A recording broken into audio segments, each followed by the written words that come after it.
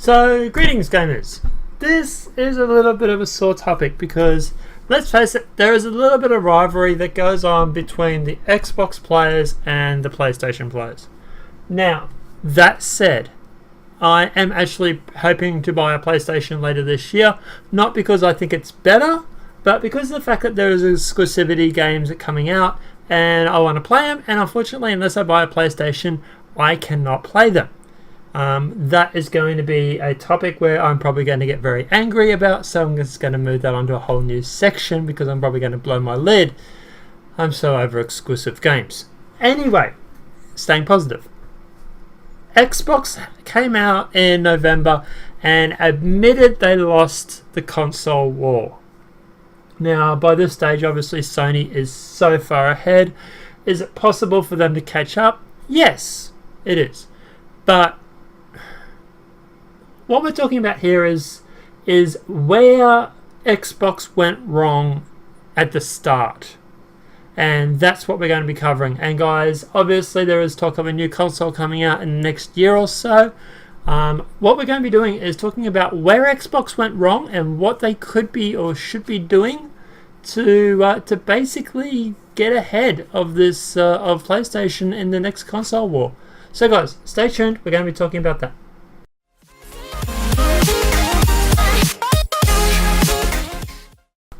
So guys, this video is going to be about what Xbox actually has done to lose the console war. Now, lately they have changed their tack a bit, and they are actually seeming to go through and to sort of take notice of what the community wants, which has helped a lot. This is what happened initially when they first the console was first launched, and what that did to sort of put everybody on the back foot and to give PlayStation this such commanding lead. So the first things first, the Xbox was marketed solely, or not solely, but Xbox was marketed as a multimedia sort of media hub like device. Now this is where they went through. They advertised things like, for example, the apps that you can install on it. Obviously plugging in your digital TV, all that sort of stuff. And if you go back through the press releases, that you'll notice that when Xbox was first announced, they were very much focusing on the fact that, hey, look, this is a console where you can play games, and then you can sit down and you can watch Star Trek. In fact, Star Trek was the movie they were showing at the time. While it's great for the average Joe Blow who probably spends half an hour to an hour playing a game every now and then, it's not what the fans of Xbox wanted. Most of the people that I have talked to regarding Xbox want a console for gaming. We don't want to sit there and watch Star Trek. We want to shoot people in the head. And it seemed to be that this whole media sort of multimedia platform that they were launching made a lot of people step back and say, well, hey, is this a gaming console or is this another WDTV live multimedia box? And I think that was one of the things that did wrong, because PlayStation the whole time has been going, PlayStation, we're for the gamers. PlayStation, we're for the players.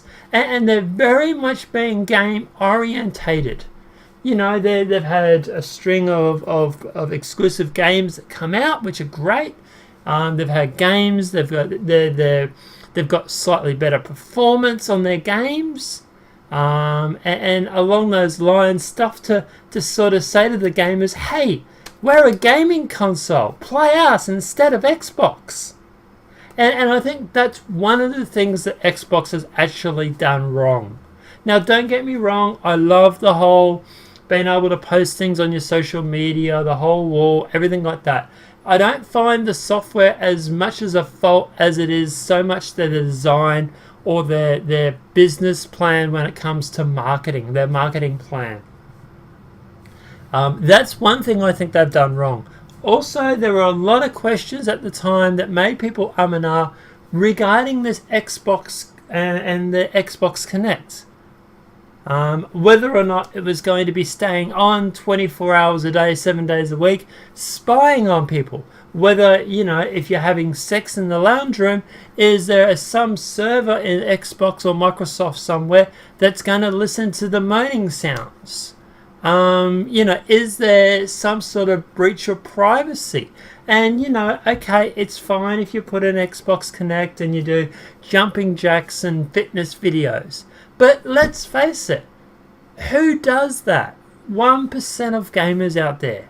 I've got Xbox Fitness installed on my machine, and I don't think I've used it in 18 months or 2 years. Now, obviously, I'm probably a bad choice because I'm underweight and I'm skinny and I probably should use it, but I don't. I don't use it, and no one I really know uses Xbox Fitness.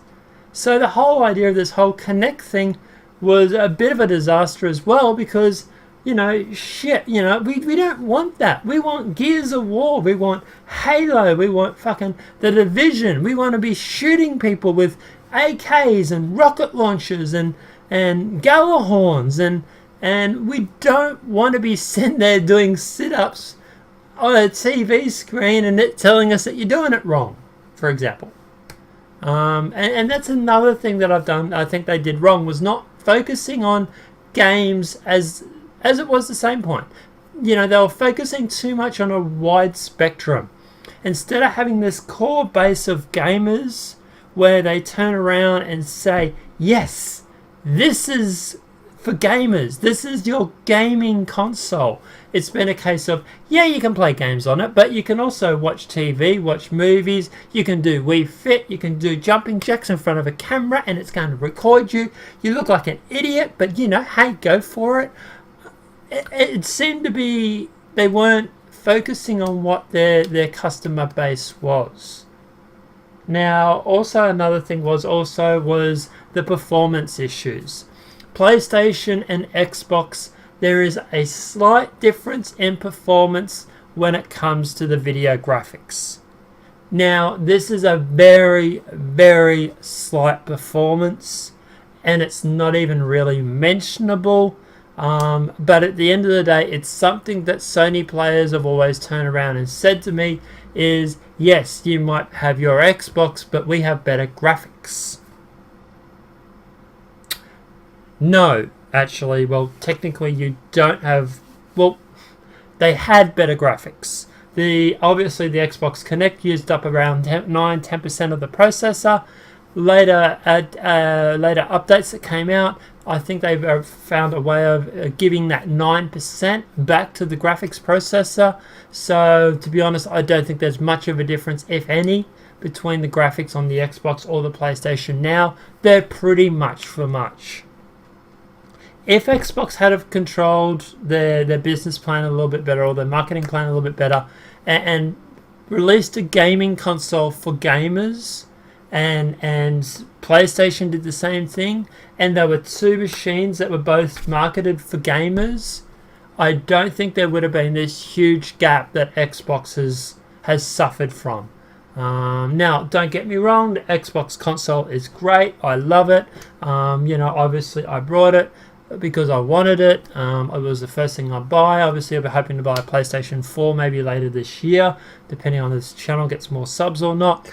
But at the end of the day, obviously, like I say, I think that's what made him lose the race, is you have such a bad start that the hope to catch up just, it's so huge of a mountain that they've got to climb to sort of catch up to where PlayStation is. It's like there's a 100-meter race and PlayStation's already run 50 meters and Xbox has only run 10.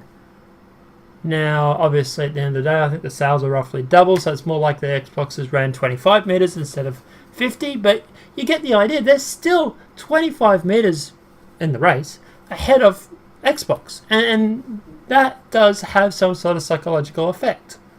Now, obviously, like I say, excluding exclusivities and stuff like that, don't even get me started on game exclusives. I'm going to make a video on that probably later this week or next week.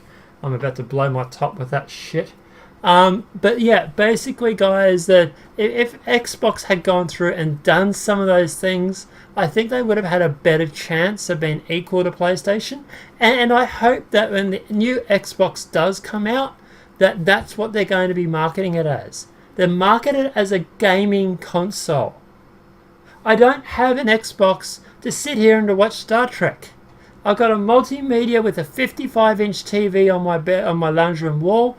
I use that for TV and watching movies, not my little 24-inch monitor that I use to play games on. Now, obviously, that's me personally, and I'd love to know what you guys say or think. So feel free to hit me up in the comments section below. Let me know what you think. Do you think that Xbox sort of lost the race, the console war, by having such a bad start because of these same points? Or is there something that you also think that they've gone through and that something else that they've done wrong?